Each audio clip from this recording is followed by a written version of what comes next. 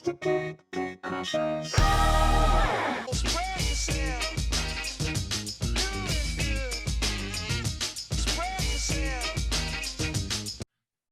to Gay Crashers, a podcast dedicated to kicking open the door to your next favorite thing. Our mission, our creed, our code is this: to make all things more approachable and accessible to everyone. We want you to find a universe that you'll fall in love with. Welcome back to Sex and Whiskey, a series where our hosts, Nikki and RJ, will sip on a dram of the good stuff while discussing the more exciting stuff. We will take you on a journey, exploring whiskeys from around the world, while also educating you on the birds and the bees, especially correcting what school or your parents missed on. Our goal is to promote a safe and fun environment that will leave you empowered and educated on your next bedroom adventure. So sit back, pour a drink, and get ready for Sex and Whiskey. Hi, everyone out there. We are into episode 3 of Sex and Whiskey. I am one of your hosts, again, RJ. My pronouns are he, him, and I have been a registered nurse for quite some time now.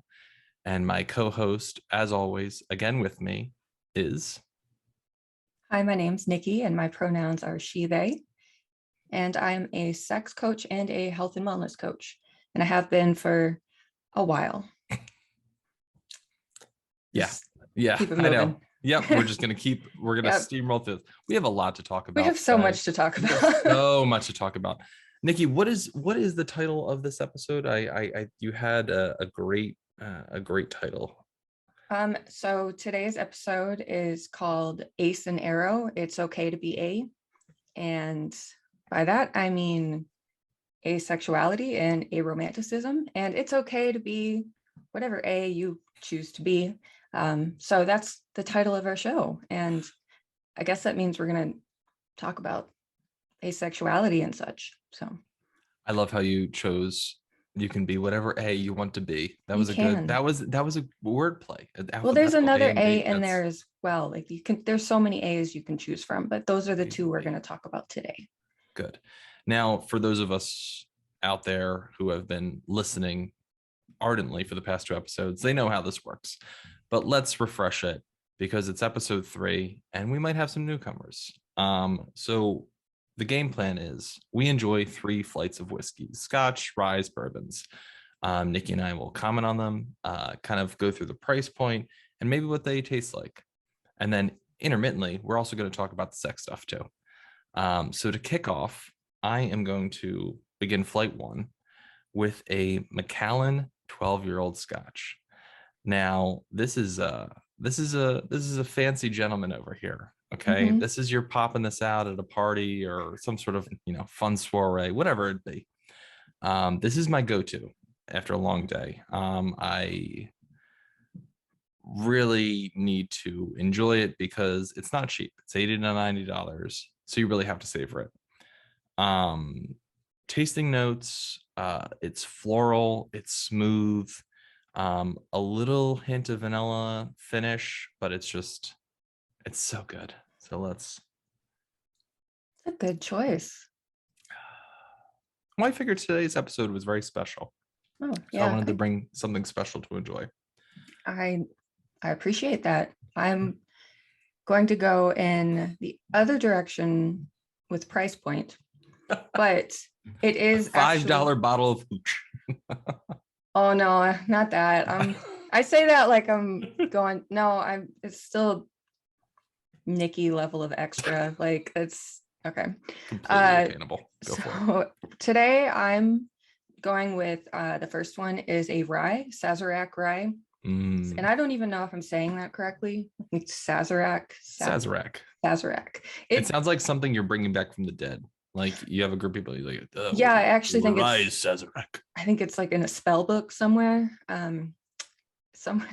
Anyway, Sazerac rye. This is actually their baby rye. It's not their original, and it is about $33 a bottle, and rated at 88 by the fancy people who rate whiskeys and such. Whiskey raters, I got it. Yeah, the people who really know this stuff. I actually love this rye. Mm-hmm. First of all, it's really hard to find. It's damn near impossible to find where I live. Like it's just not around.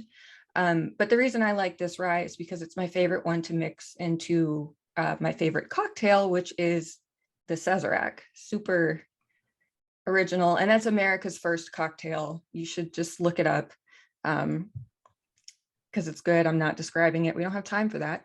So it's a very peppery and citrusy rye. And I think that's what I love in a good rye. It's like pepper, citrus, a little bit of licorice in this one, which makes sense for the cocktail, for like the flavor notes. So yeah, it's one of my favorites. It's probably one of the least expensive bottles that I own, but the price doesn't mean anything if it works for you. Okay. You know what? If it gets the job done. So That phrase can apply to a lot of things. So yeah. So to Sazerac, may they rise from the grave. yeah, I'm never going to think of it as anything but a zombie. So. Yeah, no, it is. There's like a whole occult thing to it, and it's not important. It is America's first cocktail, apparently. I don't know. I heard that somewhere. I mean, maybe me. I don't. Definitely not you 5 minutes ago. No, just no, it's somebody else. Yeah. Yeah. So this episode is going to be kind of a new journey and path for myself, because it is something I am unfortunately just not educated enough in. So today's episode is going to be led by the wonderful Nikki. I'll be here. I'm not leaving the room. But I really want everyone out there to kind of get the best form of experience and education from this that they can. And I think Nikki is the person to lead this discussion. So Nikki, get us started. Oh goodness, so much pressure. Well, I think the place I want to start is I want to touch on the term sex positivity, because I think people might get confused about what that means. And sex positivity is this cultural movement. It encompasses what our show is all about as well, especially the sex education part. But it's a cultural movement, and it aims to create safe, open spaces for discussion on all things related to sexuality. It's not the same thing as like, and some people might feel this way, like it's not the same as promoting people to have sex. We're not saying have sex, you should be having sex. That's not what it's about.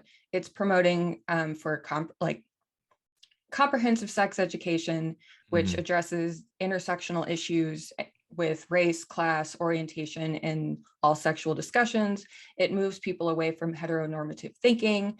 And it basically says like, yes, sex and choosing to engage in sexual activity is a healthy, normal thing. And also consent is required. So when you think of sex positivity, think of this like, it's an attitude saying we should be able to talk about sex and it shouldn't be shameful or weird. It's a healthy, normal part of life. However, that also means exploring, understanding, and accepting how people express their sexuality. And sexuality is more than sex. It actually is relationships and relationship types and romance styles, like emotional and affectionate attraction, things like that, or non-attraction. So one of the things I like to think about is sexuality isn't sex. It's the whole human experience as it relates to other human beings.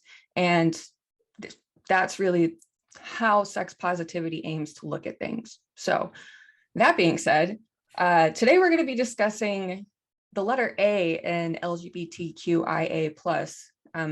And if a culture is sex positive, it would embrace asexuality, which that A has changed over the years. A lot of people think it means ally, and some people think it no longer means that. I'm not going to get into that discussion, but I will say that the A in LGBTQIA+ stands for asexual, aromantic, and agender. And today we're going to talk about asexuality and aromanticism in particular. It's a very, very important topic for me, a very personal topic. And when you hear sex positivity, remember to include embracing and respecting differences in sexuality and how people choose to engage in sex and relationships. So this includes respecting people who choose not to have sex, which is different than asexuality. And this might be kind of spicy, not spicy in the, there's like a debate about what does spicy mean, and it's a regional debate. Like, does spicy mean sexy or spicy mean aggressive? I don't know, but this might be a little bit aggressive. Part of sex positivity means not shaming people who do not wish to have sex seen in their shows. There's like this whole discussion about this lately, and I've seen a lot of people shamed because they don't want sex in their shows. So part of being a sex positive person means allowing those opportunities for discussion and not shutting people down and automatically calling them like repressed because they don't want to see sex in shows. Prudes. Yeah. I saw a lot of that in the last week. And I was just like, why are people being so mean? That's not a very open attitude to have. It doesn't encourage discussion. So that being said, people who choose not to have sex, people who choose not to embrace or interact with sexual content, that is not the same as asexuality. Mm-hmm. Asexuality isn't a choice. It's a sexual orientation. And it serves as an umbrella term for other terms. Asexuality is essentially a spectrum, but the easiest way to break it down is that asexual people do not experience sexual attraction to others, or they experience very little sexual attraction and do not desire sexual contact at all. So it's kind of a couple of definitions put together. So I want to reiterate, it's not a choice. It is not a choice. It is not a choice. It is a sexual orientation. It is an inherent part of who somebody is. And up until recently, and I want to say like the last 10 years or so, there hasn't been a lot of research or discussion about this. And it's basically been completely dismissed by the medical community and just by like people. And I know one of the reasons RJ is letting me have all the fun, he's having fun too, trust me. Right? You're having fun, right? Yes. Thank you. Wow. You hesitated way too long. I'm trying to give you as much airtime as possible. I need time to drink too. So well, here's the first interjection from the medical community. Okay. And I will say that a lot of the when you're taught that if something is posited to you as a dysfunction or a disorder or a problem, the medical community is automatically like, what's our solution? What is our treatment? What is our cure? What is our pathway to a better person? That is kind of the weight and balance here. So when we hear someone who says, I'm asexual, our immediate thought is, okay, well, they have low libido though. They have no drive to sex because there's some sort of hormonal disbalance. There's something wrong. There's something that is inhibiting their desire to have sex. But you nailed it on the head. It is an identity. That's what it is. It's who you are. It's not some sort of dysfunction or disability in that stretch of the word. It's who you are. And unfortunately, I think that there is always going to be a community that is forward thinking and progressive and understands this reality and understands, this community in a whole. And then there's going to be another side of it that's always going to be like, well, there's got to be something wrong. You can't not want to have sex. Yeah. But I think this is a good segue into, because Nikki and I had kind of a little chat about this yesterday and kind of went over the topics because, I need to be, again, more educated in this avenue. And I had a ton of questions. Talking about the idea of sex favorable asexuality, and the idea that, just because you might be asexual does not necessarily mean that it is completely without sex. Is that a fair assumption? Is that correct? Or am I kind of mincing that determination? I think a lot of people people think a lot of things when they hear asexual. A person who is asexual does not mean they never have sex or never had sex before. And it also does not mean that they are completely unwilling to have sex. There are some communities and professional organizations that break down the asexual experience in terms of, is it the person sex favorable, sex indifferent, or sex averse? Mm-hmm. And I think those are distinctions that are very important to make, and also understand that an asexual person can be any of those throughout their life. And what each of those means, I'll go through them really quick. So basically, if you're sex favorable, it doesn't mean you feel sexual attraction necessarily. It means, yeah, sometimes I'm down to fuck. Like, that's my essential way of saying, like, sometimes I choose to have sex and I enjoy sex. I perhaps maybe prefer to give more than receive. Perhaps Mm-hmm. I'm having sex and my reason is to make my partner happy, but I'm a willing participant. I'm not like hating every moment of it. Yeah. It's more that sort of sex favorable attitude is down to have sex. It's not a priority, but to make my partner happy, I would be willing to do this, and I would be an enthusiastic participant. Okay. It's just that attraction level. And I mean, I think when you think about sexual attraction, whatever that means to somebody, I think you look at them and you're like, damn, I'm horny. Like, is that what it means? I don't know. It's kind of maybe a little bit subjective for some folks, but Mm-hmm. you may not necessarily feel that. That may not be your reason for doing something, for having sex. A sex indifferent person, they might be less enthusiastic, but they're also like, yeah, I'll do this. But Yeah. they're just sort of meh, indifferent, Mm-hmm. and would rather, and I'm being so general, and like, this is such a broad brush, even in these categories. I'll make a statement about categories later, probably, but more likely to say to leave it than take it, even if I'll go to libido in a second after this. And then there's the type of person who is sex averse or Mm-hmm. repulsed. And those are very strong words. Yes. And those are not my words, I will say.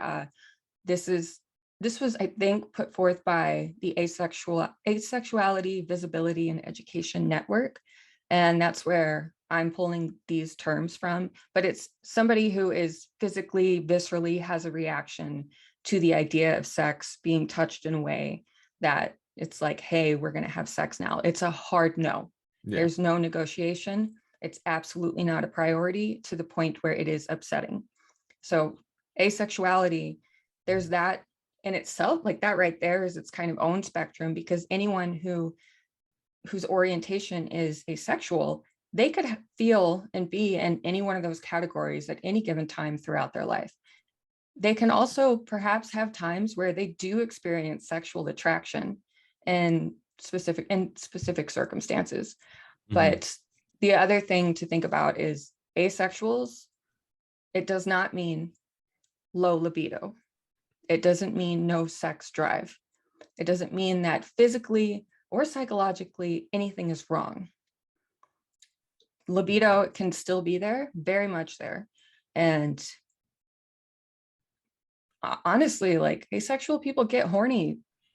My assumption is that they still masturbate. They still got to get their rocks off like everybody else. Yeah, it's just like, you got to stay hydrated, and sometimes you got to get that, like, you got to relax. There's, that's self-care, it's self-love, and you're not Mm-hmm. having sex with someone. There's no sexual attraction sleeping with another person with masturbation. It's Mm-hmm. a different, You can get the job done. yeah, like you really can. Sometimes quicker, more efficient. You said it, not me. You know what you like. I'm It's not. like, give me 5 minutes versus like 30 minutes. Damn. Like, what, not me personally. We're all talking in generalizations here. This is all, yeah, All general. I mean, it generalizations. depends on what sort of foreplay you need and everything else. And, Exactly. How the whatever. stars align. But I think the credit here to yeah, the credit here to Nikki, and this is something also that we discussed yesterday, is a lot of this in terms of research is minimal. Mhm. A lot of this is very new. And for the scientific community, we still consider something new if it has occurred in the past 10 years. And for Mhm. people to realize 10 years is a long time, but if it's occurred in the past 10 years, it's still relatively new.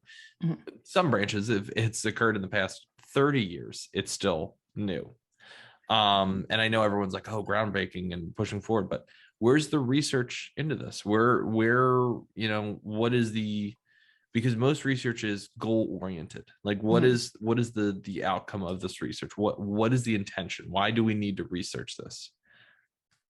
And So, yeah. that's what we're here right now trying to understand, because Nikki is giving her perspective right now on these definitions and trying to be as broad as possible, because from my understanding, it's even within the community, there's still discussion about what that actual identity is and what the actual definition is to that. So all credit is given to Nikki right now for attempting to kind of explain it as best as they can, because it's would be the same as me trying to give you the lowdown on, long COVID or something like that. I don't know. It's still an emerging thing. It's something that we're probably not going to know about for the next 5, 10, 15 years. So all of this is groundbreaking right here. So let's just put that in perspective. Mhm. Back to Nikki. Go ahead, Nikki. Well, and I'll say that later on, I'll take this a lot more to a personal spot, and show some of that frustration that comes with, I really need to know what's going on. I don't know what's going on. Why don't we know more? Wait, do I even want to know more? So there's a Mm-hmm. lot of frustration with this. And I think that's why it frequently gets dismissed, because the scientific community is still catching up. Some studies have been done. I actually found out that the Trevor Project just has done, it's not a scientific study, but they looked into the numbers, and about 1% of youths are asexual. And so Mm-hmm. Trevor Project has looked into it. The Kinsey Institute very recently, they've started studies about asexuality. And for that institute, it's about a broader conversation about what does that mean, and helping people feel valid Mm-hmm. and what they're feeling in light of everyone telling them like there's something wrong with you. What Kinsey Institute looks to do is just to be like, no, there's nothing wrong with you. And Exactly. something, their research, their preliminaries, from what I do know, um, make an F, like specifically say whatever physical situation is happening that perhaps might make it seem like, oh, it's low libido or it's pain during sex. The thing is it's still valid. And if it is not bringing emotional distress, if you are comfortable and saying like, no, I don't need sex, and that's who you are, then that's fine. You don't need to Mm-hmm. be diagnosed and treated for something. And I think that's important in scientific research, figuring out, why do we need to study this? Sometimes we just need to study this to bring it into the light, but we have to make sure we do it in a way that respects what's happening on the ground as terms change and definitions change. And I'll talk a little bit about some of that later. So we did talk about masturbation, how people who are asexual masturbate. Not all of them, because not everybody wants to masturbate, and that's fine too. Um, we did talk about libido, and how somebody who is asexual may have a high libido or a low libido. It It's not specific like to asexuality that you have it one way or another. That's not what it's about. It's an orientation. And the other thing that I want to talk about is this myth that asexuals may have never had sex before or they're virgins. And that's also not the case. Now, that, you can be a virgin and asexual. You can have never had sex before and maybe done other activities and still be asexual.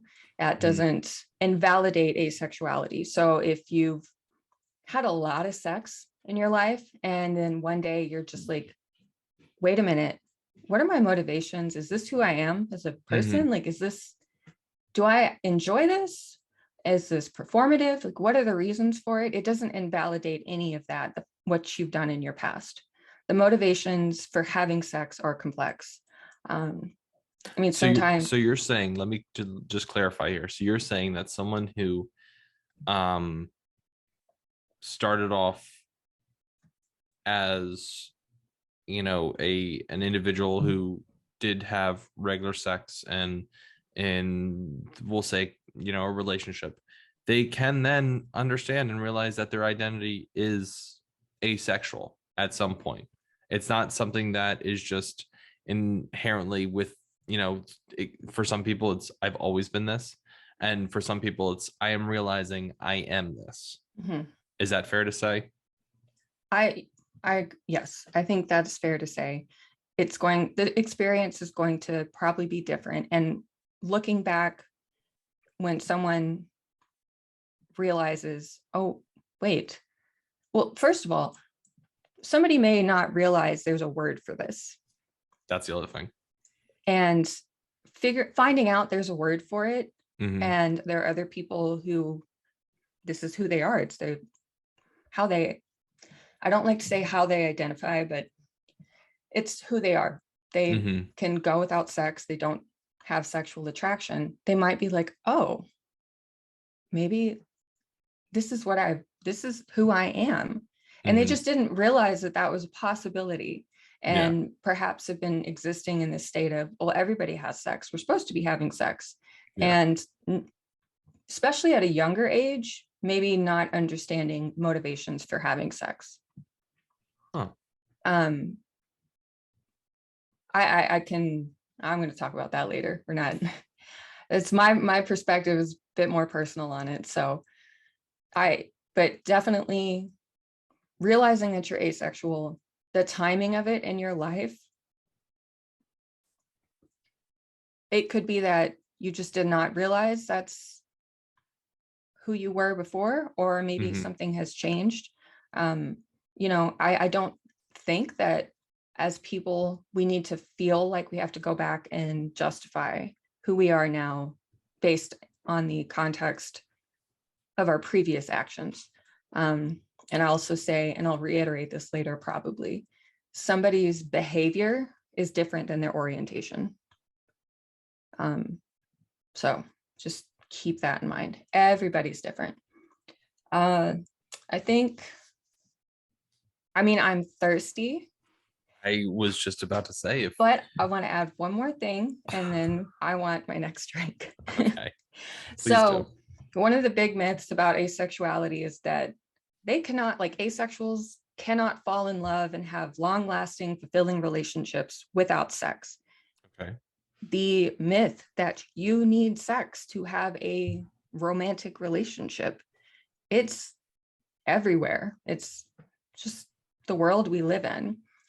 And thinking that somebody cannot have that sort of romantic, long-lasting relationship because they do not have sex is just bullshit.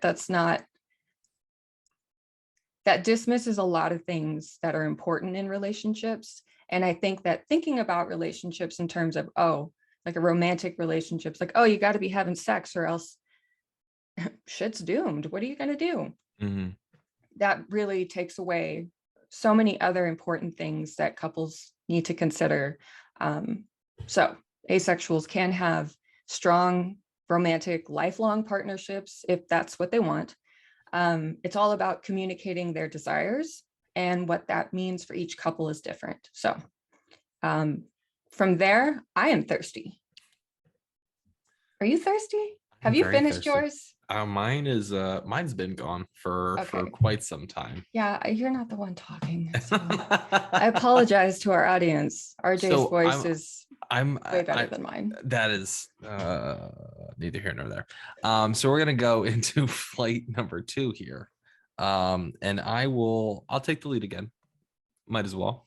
So this one's a trip. This is kind of a gag whiskey, and I say that in the sense that A what? a gag whiskey. Okay. Okay. It's there is a television program from Mhm. Scotland, which is my home away from home. My grandmother was born and raised there, as was her entire family. Obviously, my father was a hair's breadth from being born there, and I wish he had just was. But summers growing up, we would fly, stay there for a week, and it was just kind of the greatest experience of my life. I love it over there. So I'm very familiar with their humor. I enjoy their programming, and one such show is a show called Still Game. It's about a bunch of old crotchety men who are pensioners, meaning that they kind of live off of their social security essentially, and just the hijinks they get into. And a lot of humor in Scotland is just breaking balls. That's all it is. And in this show in particular, the two lead characters who also wrote the entire show and created the show and decided to create a whiskey from their characters. So this is called Jack and Victor's Scotch. It is available only in Scotland. I had to import it here, which was not cheap. No. It's $55. This is actually my first glass of it. I have not. I am actually opening the bottle for this episode. Oh, So again, yay. I'm doing a lot of this is a special flight. This is a special flight for this episode. So we're gonna try it right now. I have no idea what it tastes like. I have no idea what the notes are. So we're just gonna I'm excited for you.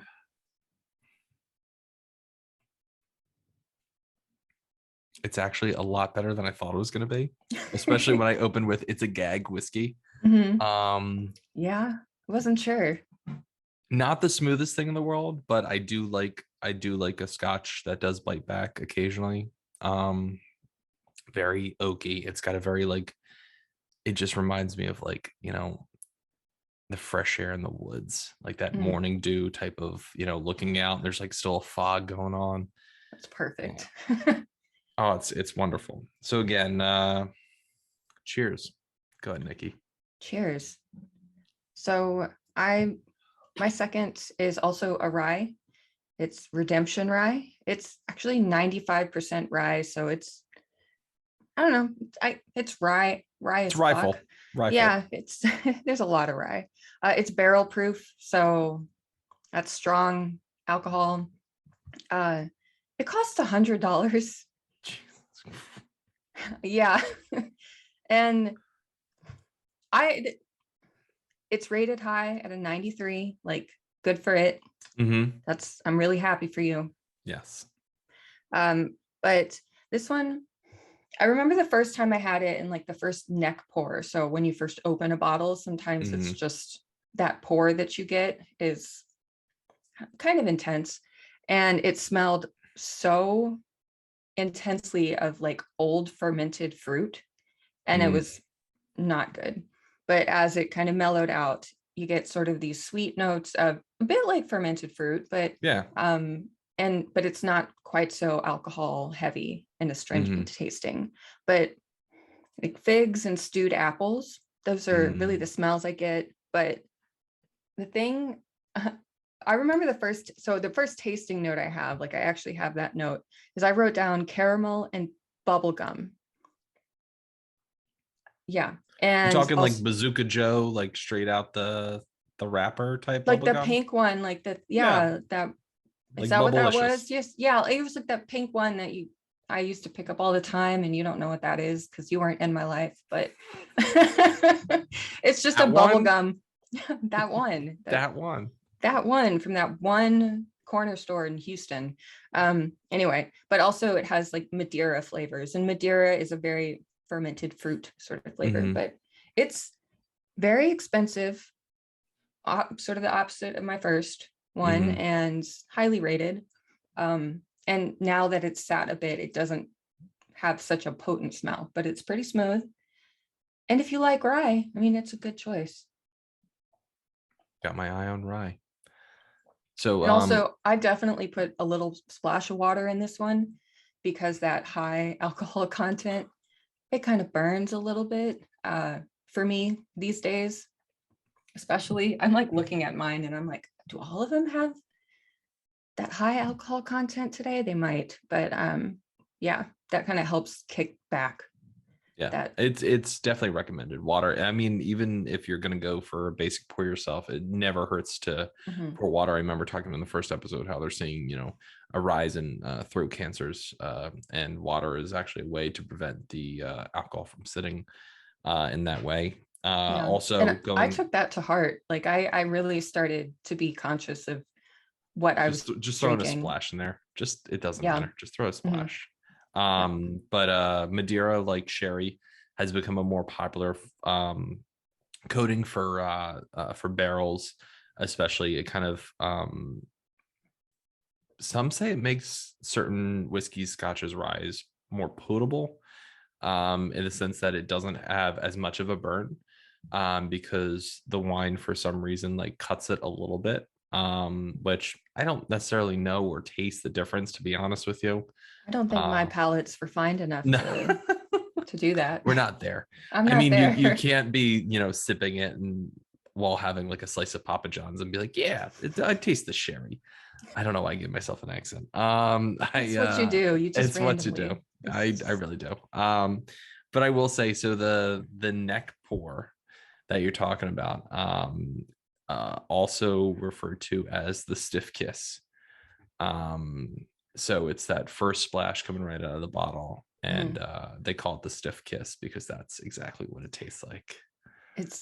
It might Yeah. hit you. So if you've ever decided to like, I'm gonna get a fancy bottle, and you open it and you feel like you got punched in the face, just wait, just give it some time. Yeah. Like, Let it air out. A yeah, let little it air out a aromatic. bit.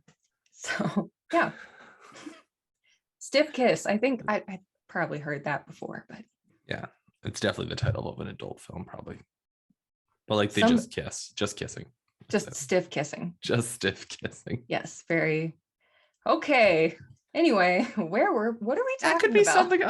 I'm gonna give him a stiff kiss. He's gonna give me a stiff kiss. Yes. Okay. Yes. Back to our So topic at hand.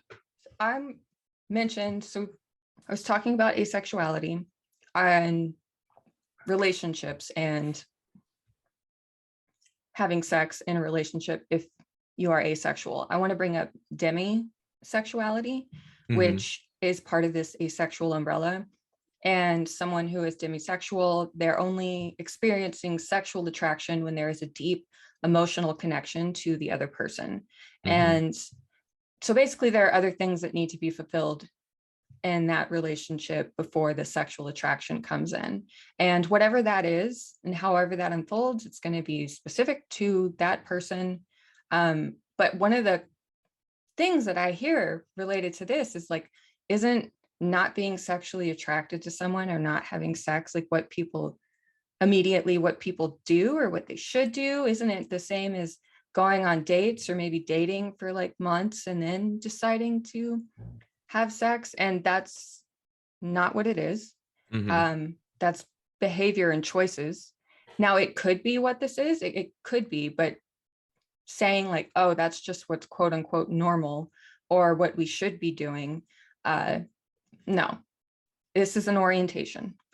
This is how you feel, how you operate as a human being in relation to other humans when it comes to relationships and sex. So Mm-hmm. I want to drop that in there. And Another thing I want to mention is gray sexuality. And I will definitely be discussing this one quite a bit after our next pour of whiskey. There's a lot to say, but it also embraces this asexual spectrum idea. And that spectrum is on one side asexual, on the other side, allosexual is the word, ALLO, which means someone who experiences sexual attraction. So it kind of goes along that spectrum of how people feel in terms of attraction and how that can change. So those are things to consider, especially moving into this idea of talking about attraction. So when you talk about asexuality, it's really easy to connect sex and relationships and being romantic. Now, the asexual community and the aromantic community are often combined, and you'll hear the term aro ace. So someone considers themselves ace or aro or both aro ace or one and not the other. Any combination of things can happen. And the point to make is that attraction to other people isn't just sexual.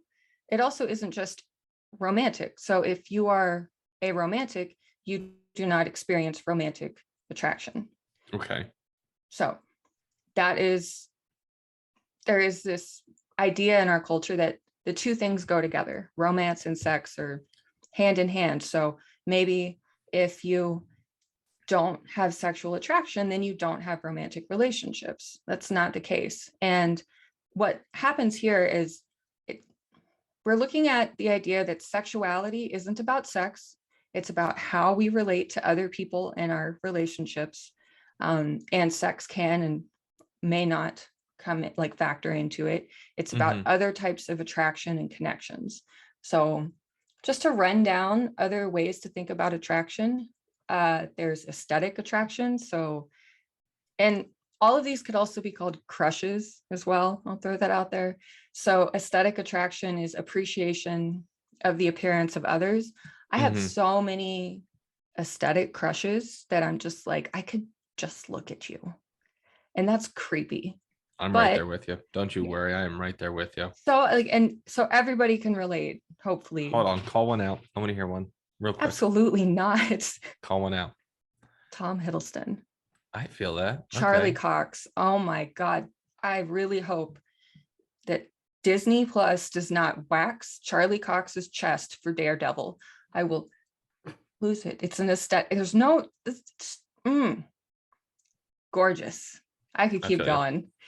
I could keep going. What about you?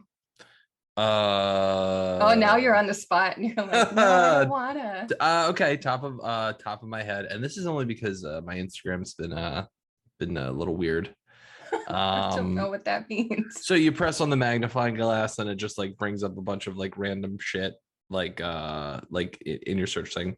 To what I'm calling out one of our other new podcasts, Ring Crashers. It's a great podcaster promoting wrestling right now and kind of getting people into it, especially AEW, which is one of the brands of wrestling. But anyway, I'm getting beside myself. So for some reason, because I was searching something, trying to like kind of get into my mind for that, this wrestler popped up and her name is Nikita. And she's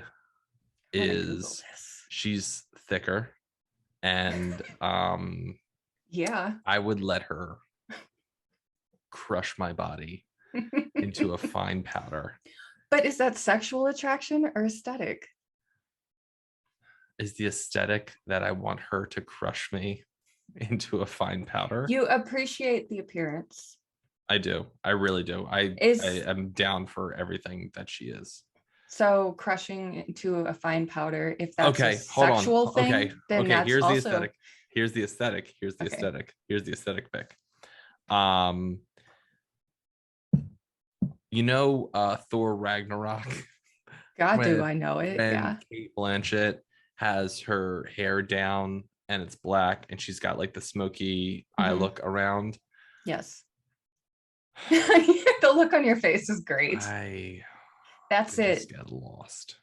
Absolutely lost. Yeah. It's Like that right there. yeah, that you can just stare and just be like, I really appreciate this. Yep. But it doesn't necessarily, pure aesthetic attraction doesn't necessarily go much further than that. No, Um, I I'm don't not even going to think I make would that know joke. what to talk to Kate Blanchett about. Like, I don't even know how we would No, connect. just let me look at you. That's kind of how it was with, like, I met Tom Hiddleston, and that was essentially as far as that Were went. you I was able to like, talk? barely. I was able to talk to Charlie Cox more. I did talk to him a little bit more, and he's such a nice human being. But Tom Hiddleston, I was like, hi, words are hard. Okay, you're really tall. Like, yeah, it was it was great. Anyway, so that's an aesthetic attraction that I have. We're gonna move on. We're never gonna move on. No, that story is really funny. We can talk about that, just the Okay, two of Tom us at a Hiddleston and later Charlie date. Cox. Okay, I'm gonna put this. Okay. Yeah, no, it was great. So then See, there's you went like right, like you were like, boom, Tom Hiddleston, like boom, Charlie Cox, like that chest hair. And and I it's was not a like, sexual there's this thing. thick girl that I want to like demoralize me. And then also, have you seen Kate Blanchett with the smoky eyeshadow? You're like, I want her to disrespect me, just like disrespect me, but respectfully. Like that's Actually, what I you want. It's will fine. invite her to a very nice dinner. Yes. I want her to show up and just body slam me through the table. Yeah. I don't know wrestling terminology, but I'm like imagining Yes. like Yes. her just lifting you up Yes. and just And going I'm a backwards. You're a tall person. 6'3" individual. Yeah. I'm pretty solid. I've got a decent frame, but still I would just, go for it. I'd be like, you do you. Just please destroy me, ruin my life. Yes. Um, This is yeah. the interlude. Anyway. Back. No, I really we learned some stuff, some really good stuff. We did. We did Yeah. learn some stuff. So to get you for Christmas now. I have a Tom Hiddleston pillow already. No, I'm gonna get you a handful of Charlie Cox's chest hair. Oh God, no! Don't touch him. Don't yes. Leave him yes. alone. Okay. I'm not gonna do it now. No, please don't. I have a picture with him, and that's all I need. Come here, all Charlie. I ever need. No, don't. Do not. Don't get weird. Leave him alone. Okay. So then there's sensual. Stop it, RJ. Then there's sensual attraction. Like, I'm done. Okay. And that is this desire to interact in a tactile, non-sex focused way. So hugging and cuddling. I have and this is still a romantic. This is just types of attraction that can or cannot exist. And just to prove that you don't need romantic attraction to have a relationship. So, and sex, like you can want to cuddle with people and be affectionate without having sex and without romance. The professional cuddlers. Yes, that is a whole thing. And like that's pretty crazy. Not crazy, like I don't like that word, but just the fact that that's a job, that is so interesting because these people found something that they like to do and they're providing a service for somebody else. 100%. And I'm like, that's amazing because it's needed. That's because people are paying for it. And I think that's pretty cool. I've never been Little Spoon, so I mean, I'll never experience that. It's impossible, unless Nikita. I was about to say. It's like, all right, keep going. I'm sorry. No, it's fine. There's emotional attraction, which is this sort of desire to get to know somebody. You'll see emotional attraction usually combined with romantic or maybe sexual attraction, and that's where we start to get relationships, like these romantic relationships. There's platonic attraction and platonic crushes.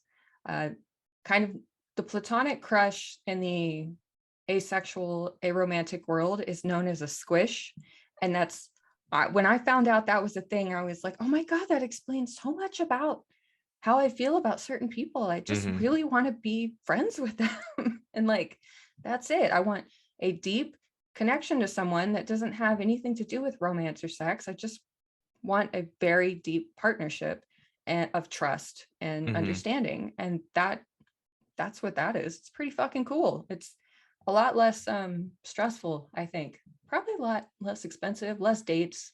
So it's a no strings attached in the sense that there's no sex. If sex is a There's string, yeah. okay. Touche. Sorry. There's no sex. There's no romance. Is this just extreme friendship? Is that like, is this the person who is playing cards with you straight through the night, playing board games with you straight through the night, having deep intellectual conversations with you straight into the night, but at the end of the night, you go your separate ways and your different bedrooms and just like that? So that can be part of it. Okay. It is a very deep friendship, and it's related, and I bring it up, and I'm going to talk a little bit more about aromanticism, and then queer platonic relationships. That answers a little bit more of that question. Okay. So when you look at aromanticism, and I guess we'll just go into that idea of queer platonic relationships. That term, and trying to figure out how I want to jump from one thing to another, because I did have like a transition planned, but fuck it, let's do it.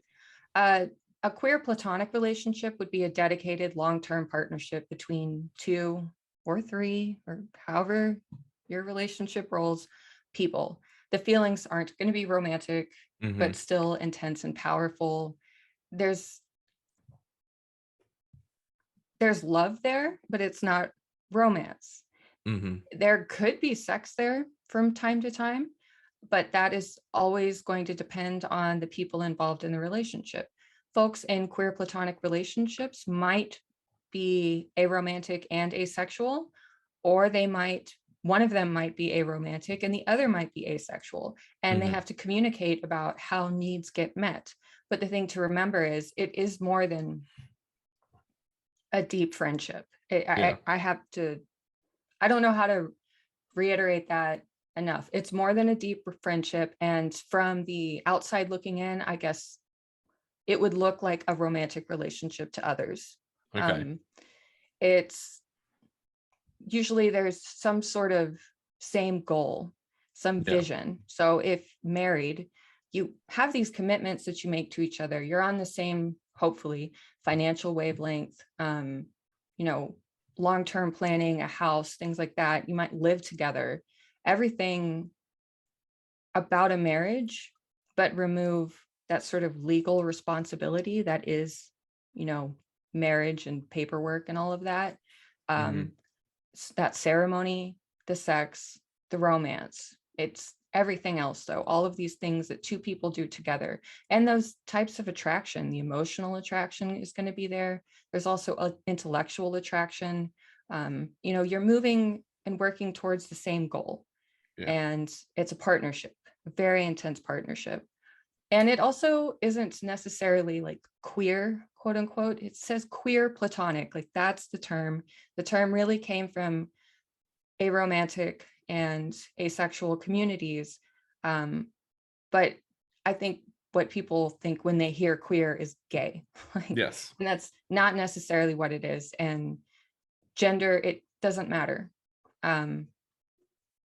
Gender, like 2 women could be straight and be asexual, aromantic, and be in a queer platonic relationship. Now, from the outside looking in, people would probably assume they're like gay lovers, like, okay, like that's what they're doing. It's nobody's business what they're doing, but that's what it might be perceived as by others. And when thinking about how to explain this was hard for me because it kind of comes down to, you may not realize that that's what's happening in your life. Like that's the type of relationship that's starting to happen until you're there and you feel it and you understand these things because that is your lived experience. So it's sort of hard to really drive home that definition. Yeah. Because it's so different and unique to each person. Mm-hmm. I'll also say that I mentioned demisexuals. There's also a spectrum for aromanticism, and there can be demi-romantics and gray romantics. So times where feelings of romantic attraction do come up after an emotional connection or something else has happened where maybe close platonic friends, all of a sudden it switches to, oh shit, this is like romance, this is different. So all of these things can change. And I also know that it's all very kind of confusing. It is hard to explain. You can Google all of this and look it up. And I have, and I see different explanations depending on different lived experiences or even just the source. Mm-hmm. So, okay. What questions do you have? I had notes, but I got really distracted thinking about Charlie Cox.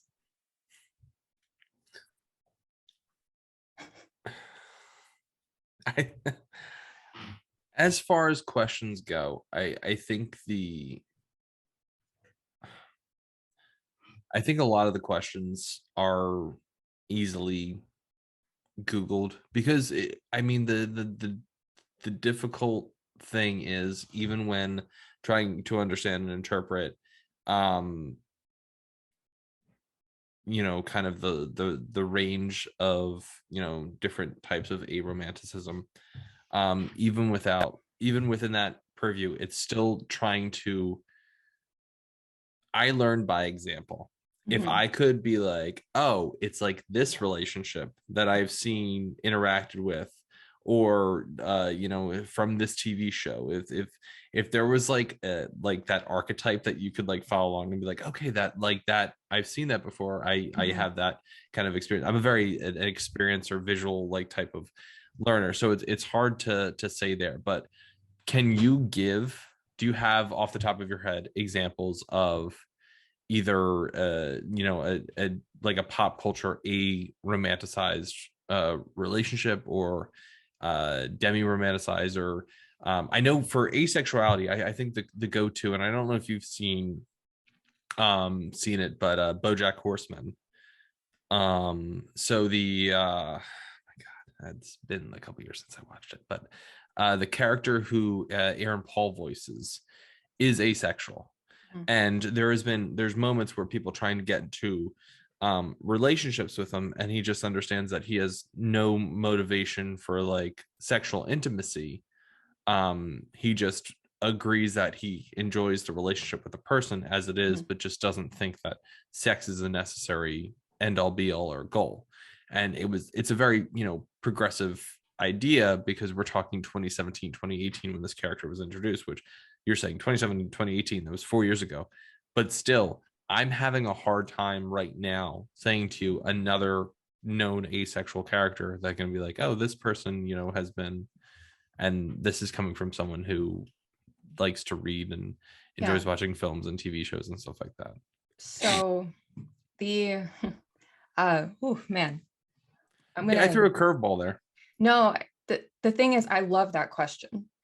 And I think I can make a whole commentary about asexuality, aromanticism in media and pop Mm-hmm. culture and queer platonic relationships in pop culture. And I think if I were to look around in TV shows and there are probably examples that were not Mm-hmm. explicitly written or ever said by the creators, this is what it is. Yeah. I know in comics, there are some asexual characters that have never said, I'm asexual, but the creators have come along and been like, okay, so this character is written as asexual. Yeah.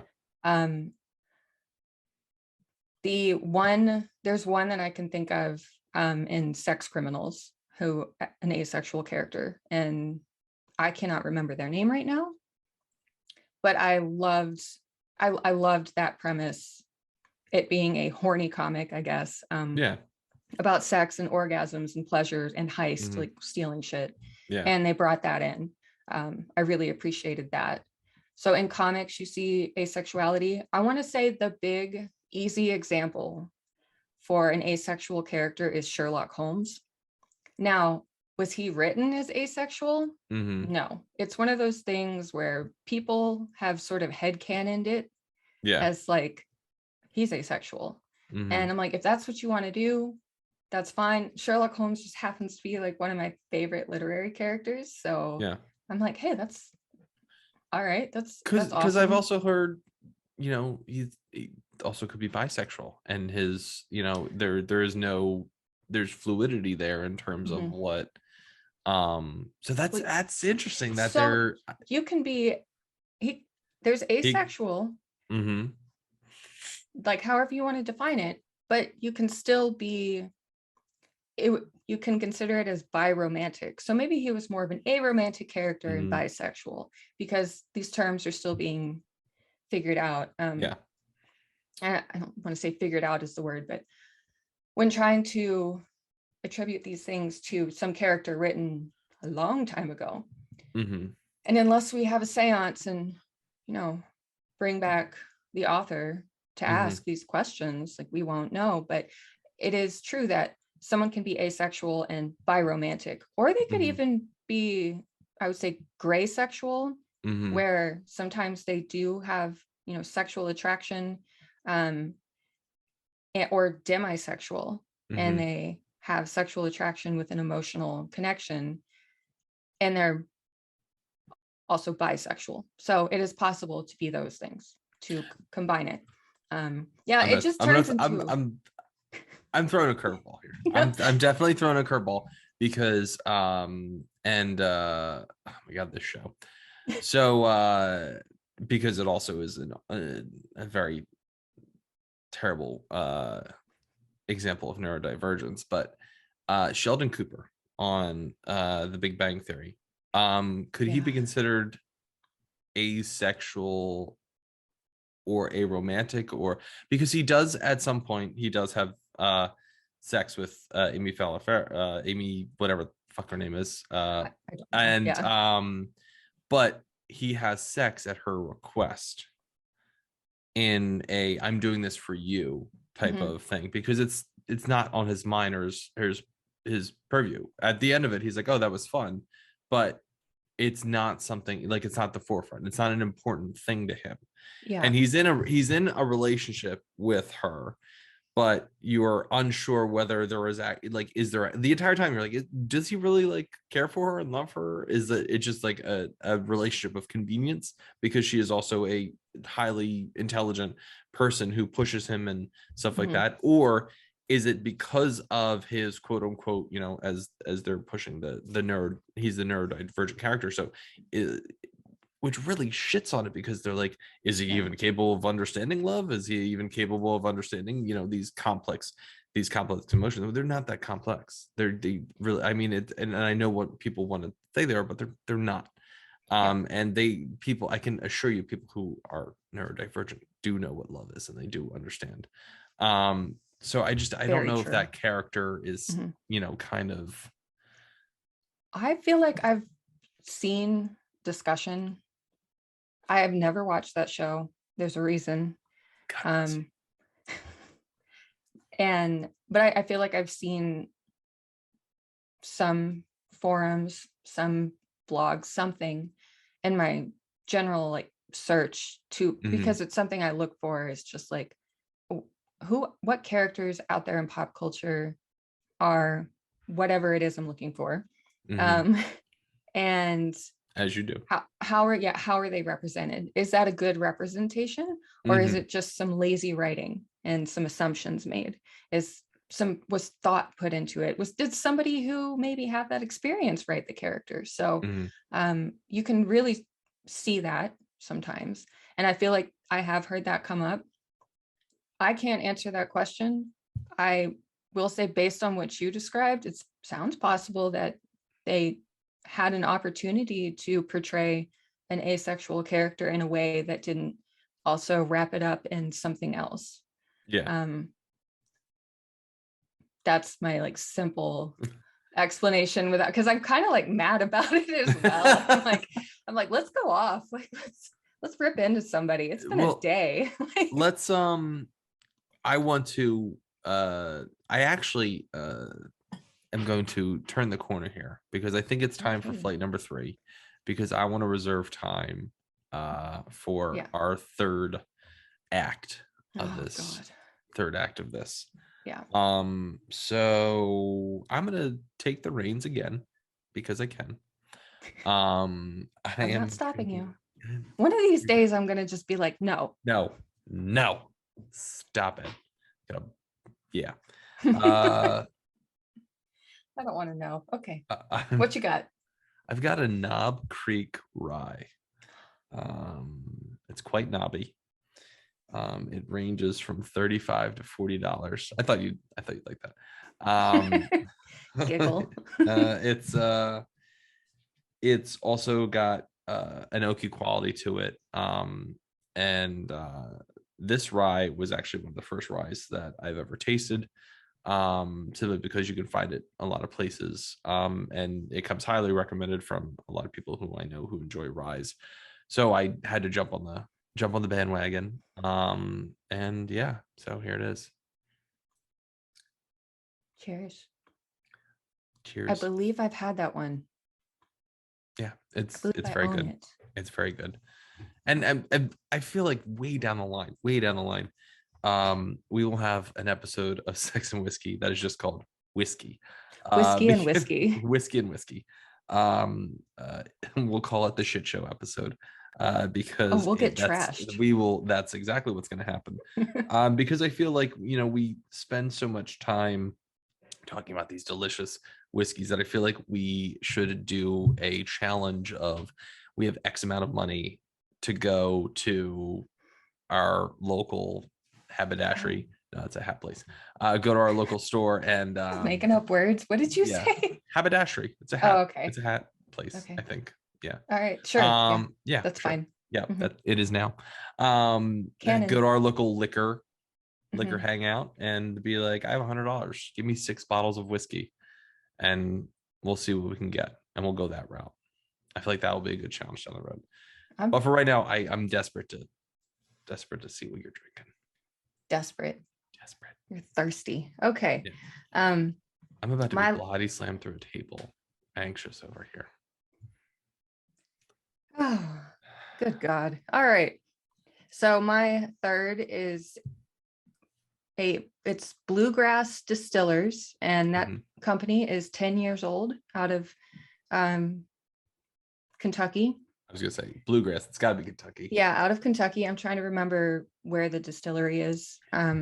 But this is their high rye Kentucky straight bourbon. So it is a bourbon, High and there rye are Kentucky straight legal, bourbon. I know there are legal requirements to be a bourbon, but Mhm. it's high rye.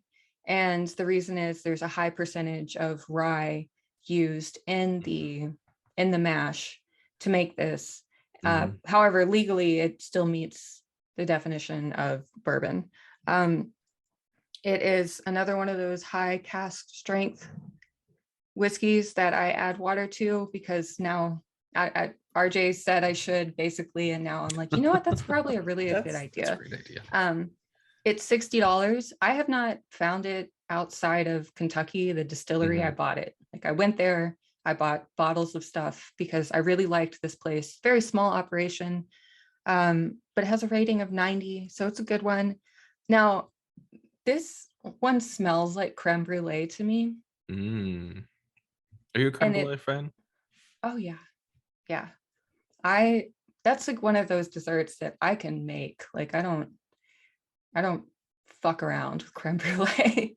I have a torch and everything. So it kind of smells like creme brulee, but then that sort of like a bit of sour apple. Okay. It's kind of interesting. But to me, it reminds me of like my childhood because I would eat grits and add a little bit of like maple syrup to them, but like fake maple syrup because we didn't have money like that. Like real maple syrup is expensive. You didn't have syrup money? We didn't have maple syrup money. We had the artificial flavor one. You could say But Mrs. Butterworth, Aunt Jemima. I didn't know what brands we were using. It was probably the store brands.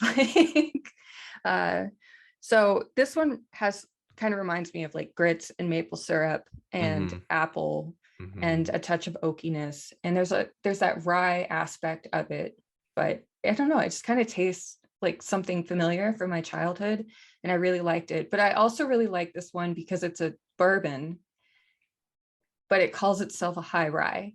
So it's confusing, just like my personal experience learning about my own asexuality and my own orientation. Like you look at the bottle, you're like, that's one thing. No, wait, is it something else? I'm confused.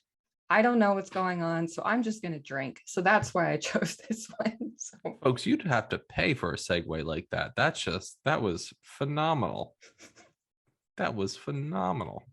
thanks. Cheers. Cheers to that segue. Cheers. So if you have not figured it out, I've been super vague, but I think I kind of danced around it. I've also, if you follow me on Twitter, I have straight up said it before. Yeah, but I don't expect everyone to follow me on Twitter. It's just not, this is not something I talk about or announce to everybody. But I really wanted to make this episode, especially going into Pride Month, because it's all about, celebration of sexual orientation, and the LGBTQIA plus community. And I've always felt like personally, like that I just didn't quite fit with some things. And I didn't know where I belonged. And several years ago, I was in this space of what is wrong with me? What has happened to me? I used to be somebody who had a totally different attitude and approach towards having sex. And that was frightening. And this was before I went into like sexuality as a coaching specialty. So I didn't really have all of the tools I needed, but it also several years ago, asexuality as a discussion hasn't really been around that long. People don't know about it. This is a lot of people are learning. Completely new. So I was in this state of like, what is wrong with me? Why do I feel less than romantic and like no real sexual attraction? And holy shit, is that scary when you're married? I thought, I was like, is it low libido? I'm like, not necessarily. Is it just that I can take it or leave it? So I had no idea what was going on. And I actually found out about asexuality on Our Dead Bedrooms. And you mentioned that yesterday when we chatted, but a Reddit thread, that's sort of where that was brought to my attention. And from there, I was like, oh, wait, that can't be it, because I've had sex. Like I was confused. I didn't know. I'm like, oh, that can't be who I am. And I've enjoyed sex when I've had it. So what's going on? I don't know. Like I'm confused. It can't be this. And really, for whatever reason, I couldn't prioritize sex except under specific conditions. And I thought I was going to totally ruin my relationship. And it did, in a lot of ways, break us.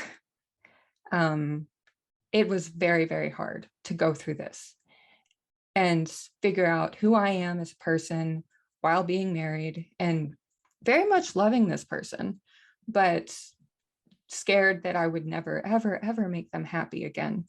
I went to my therapist after I learned about what asexuality is, but I vaguely not really learned too much. There's just not enough out there for me to feel informed. But I went to my therapist and he basically dismissed it. He was like, no, it's probably anxiety, something else going on, deeper issues in your relationship. And I'm like, oh, great. Okay. Now, since then, he has learned a lot.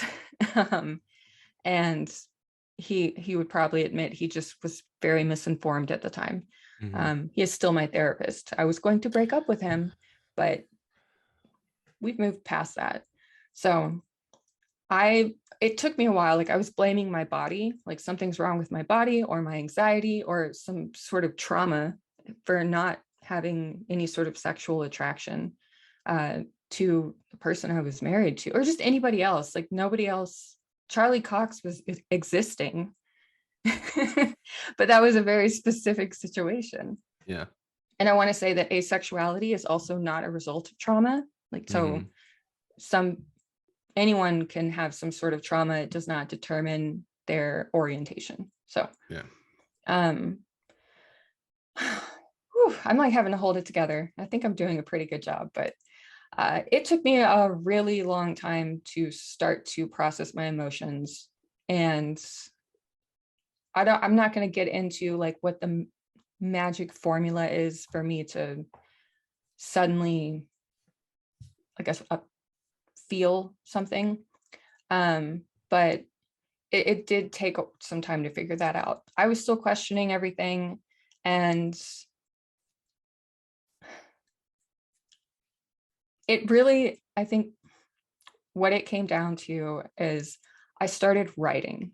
And I wrote an entire fucking novel with a character who I put a lot of my heart into, and realized at the end that this character was asexual and experiencing an emotional affair, and perhaps was questioning even their romantic attraction in a marriage.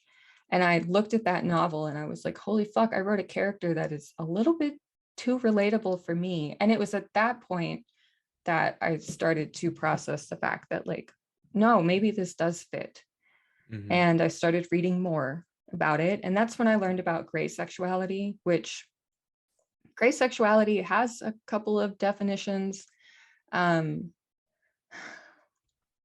I get a bit finicky on definitions with that because sometimes I feel like it puts somebody in a box. And maybe once you're in a box, then you start to have an existential crisis when all of a sudden that box and that label doesn't fit. And that is something that has happened to me and continues to happen to me. But I learned about gray sexuality, and it's this sort of spot between, it's that spectrum of experience where sometimes you experience sexual attraction, which is different than behavior. Like a sexual behavior is not the same as sexual attraction. It's not the same as orientation.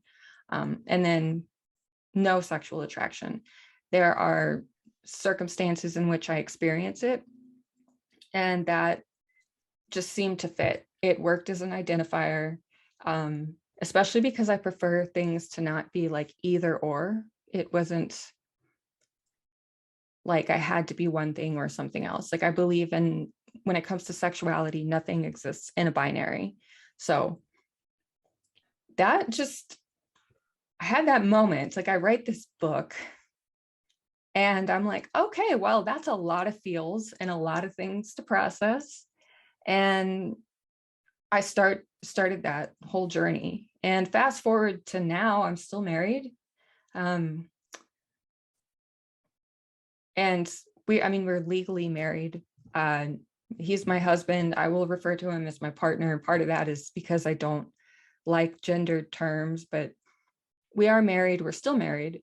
And a lot of that comes from having to learn to navigate who I am as a person and finding a way to accept that it isn't him. It's not him. There's nothing wrong with him. There's nothing wrong with me. Ooh, now I'm gonna cry. But here's the thing. There is nothing wrong with you. And I promised myself I wouldn't interject in this moment, but I'm going to, because Do it. you talk about something very personal in a very open space.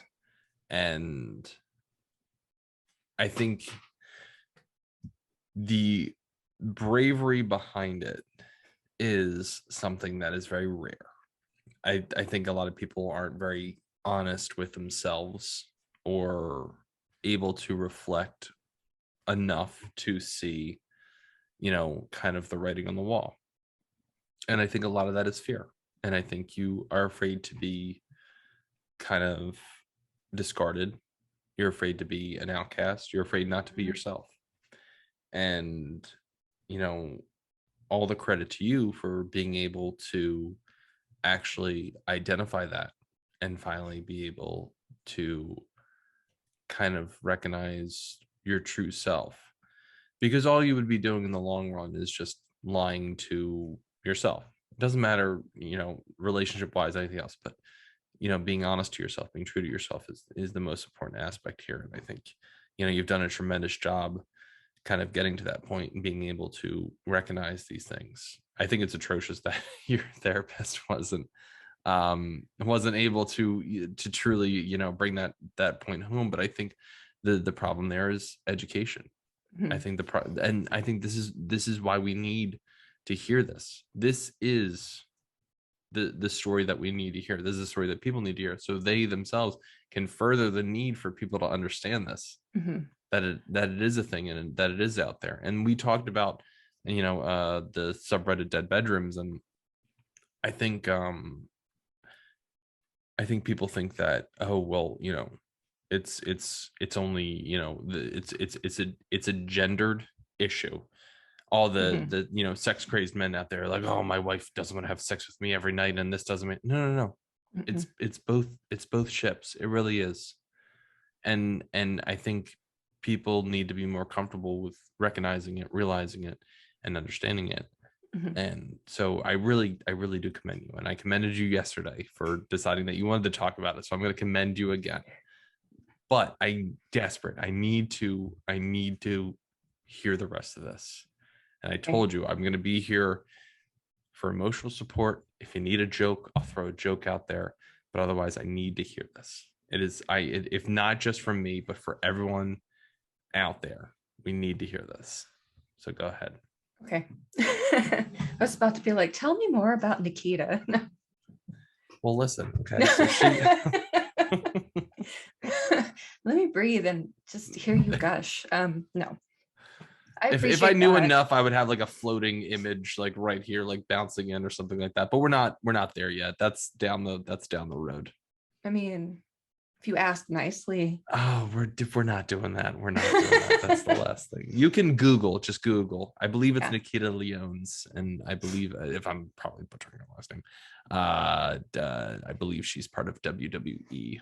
But that's the first thing. You're gonna do nothing else after this except for hop right on and I Google. Promise that's not what I'm gonna do. I'm gonna look at pictures of Charlie Cox. Okay. And go hug my husband. But yeah. I think there's a lot to be said about figuring out asexuality and being a sex coach, because I've been told you can't be this because you are this. You can't be asexual because you're a sex coach. You can't be a sex coach because you're asexual, by ignorant people. First of all, fuck you. I say That's that the best. First of all, I say that with all the respect in my heart. I don't know how much there is, but whatever. I that's something that's been said. I've also been told by other asexuals that because I embrace sex positivity. Now, sex positivity is a cultural attitude towards sex. Then there's the personal attitude towards sex, which is that sex favorable, the sex indifferent, and sex averse. And because I've gone back and forth between all three of those personal attitudes. There's no defining how I feel on any given day, and I refuse to define myself any further than I have. because it stresses me the fuck out. Like, I don't have time to keep up with all these labels. I'm already like stressed out as it is. I don't know how to define myself and how to defend myself. And I've been in a position to where I felt like I've had to do that. That's fucked up. And it's turns into this sort of gatekeeping from other people who are asexual, that are just like, you're not asexual enough, or because you're gray sexual, you're not asexual. Fuck you. Like, I can't stress it enough that if somebody comes to you and identifies as, this is who I am, this is my orientation, this is a part of who I am as a human fucking being, and your response is, you're not XYZ enough to be that, just shut up, just stop talking, because that's not a respectful thing to do. That's not coming from a place of love, especially if you consider yourself sex positive. Culturally, like, that's just not it.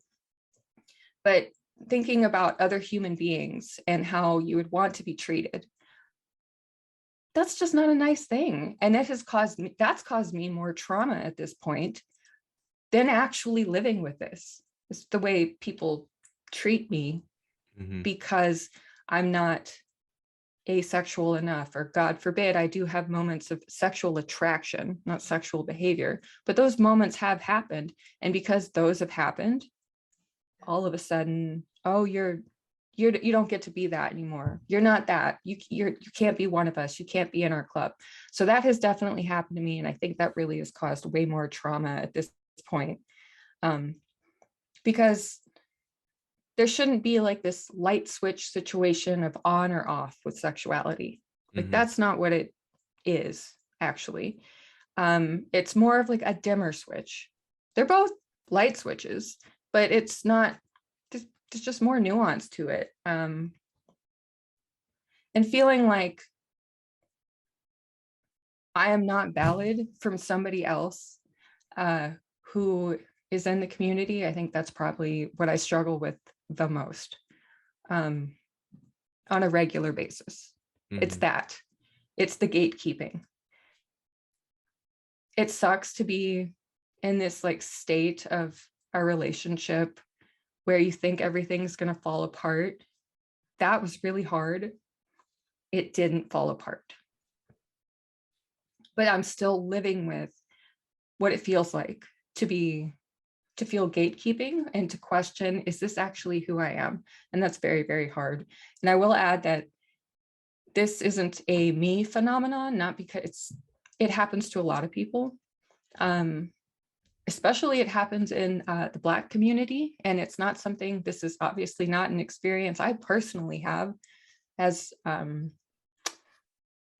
there are people out there, and I really wish, like, I know on Twitter, there are several people who have spoken on this in the asexual Twitter world, that there's a lot of gatekeeping and racism within the asexual community. And it's not that I'm trying to call out all asexuals. I'm saying that people do not consider other people's experiences. In all communities, it happens. I'm speaking from my personal experience from asexuality, because that's where we are today.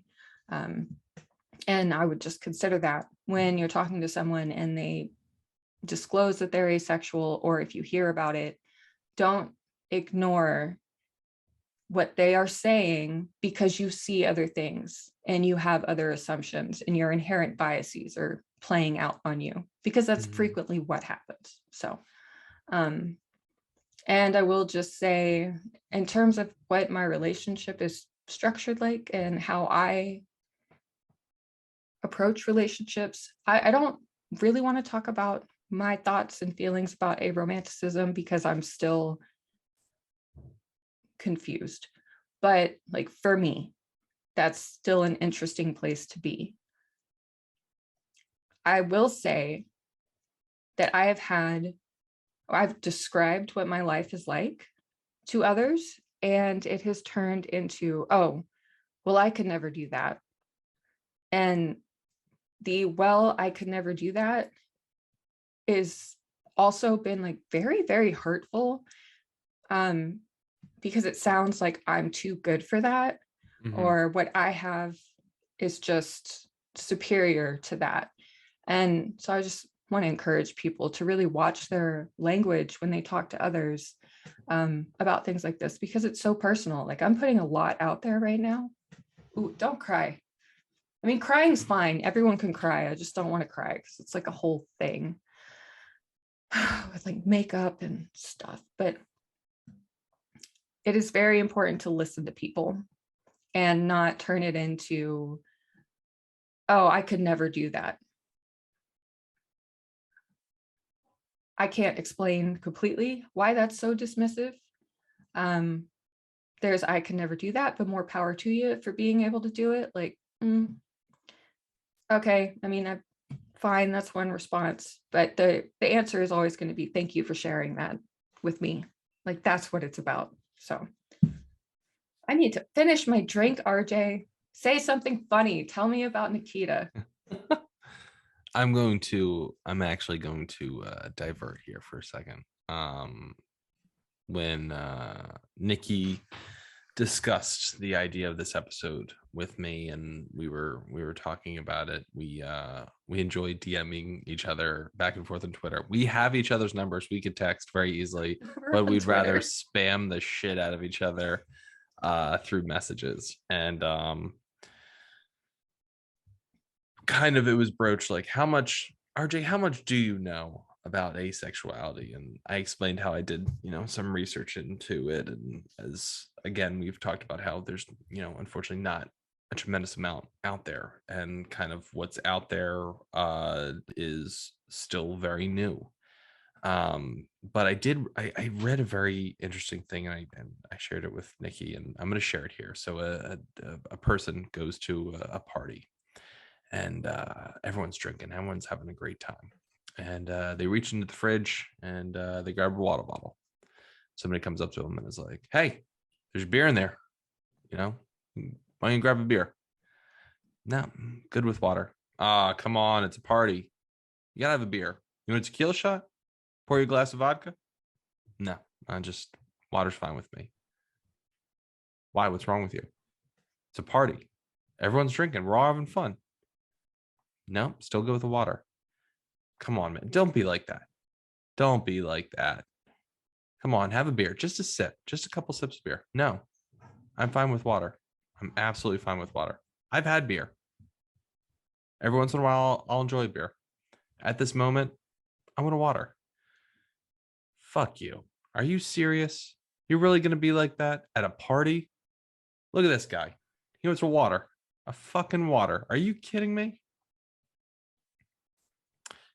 And he just responds, why? Why do you feel the need to shame me over something that has no impact on your life? Something that you yourself are too ignorant to comprehend.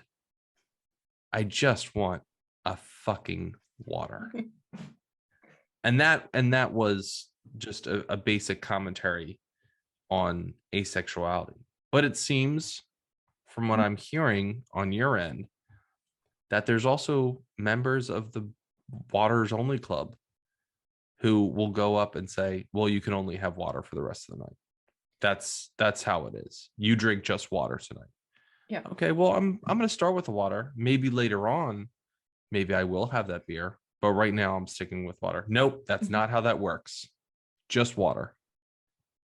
That's how we all see it. You just drink water. And that's not it. That's definitely not it. No. And there are plenty of asexual and aromantic people who don't subscribe to the all or nothing mentality. They aren't as like, why are you drinking water only? They're not all like that. But in my personal experience, yeah, like being like gatekeeping is just, there's something about that when you're like, I'm going to relate to this person on something. And it's like, no, but you're not XYZ enough, whatever it is. and you can only be this one way, where it just is like, oh gosh, okay, well then who the fuck am I? And yeah, so I remember you sending me that, and I was just like, yeah, I love that, because it's perfect. Like, that's very much how it feels. And also how you expanded upon it. It's very much like a thing that happens in all communities. And I want to be very clear in saying, not everybody is an asshole. Not everybody is an asshole. Unfortunately, I don't know if it's because I also do sex coaching that I've gotten more of this sort of pushback. Well, it's promoting, you're the alcohol promoter who enjoys a glass of water. Yeah. Yeah, there's so much nuance to it, and even I don't understand everything about myself. I don't expect from one episode to clearly explain everything, because honestly, there's so much to explain. And if you were to go on message boards, you're going to see definitions that vary depending on what message board or TikTok community or whatever it is that you do, or even, professional organizations and nonprofits, like however they define things.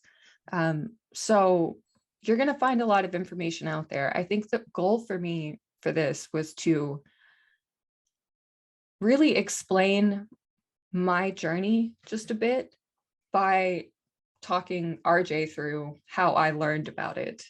Like, so there's definitely more comprehensive discussion that can happen related to asexuality and aromanticism. That's a really long episode, and we wouldn't have time for Charlie Cox. Nope. There's Charlie Cox. Just about what? Charlie's Cox? Charlie Cox. Charlie's Cox. What? I think we're saying the same thing. No. We're saying the same thing. We're saying the same thing. Are we? Charlie Cox? Charlie's Cox. Charlie's Cox. I will for the sanctity of the time of this episode, I want to slowly nudge our canoe down the waters to a closing that is fitting for this. I will say that we are both proud representatives of gatecrashers, in the sense that we do not subscribe to gatekeeping, and we do not subscribe to the idea that there is a beautiful box that everyone fits in. No, there's not. We subscribe to the idea that you can be whoever you want to be. So with that, I think it's important, because it's been a peak of emotions, just straight through a peak of emotions. All the feels. Why? So sorry. I'm going to throw one out in left field here. Do you remember your first celebrity crush? You do. That face alone. Okay. Who was your first celebrity crush? No. I can't. I got Charlie Cox out of you, and not only Charlie Cox, but Charlie Cox's chest hair. We even got. That's not. No. That's. I wouldn't say that's a crush, though. Is it? Maybe it is. I don't know. No, first celebrity crush. Come on.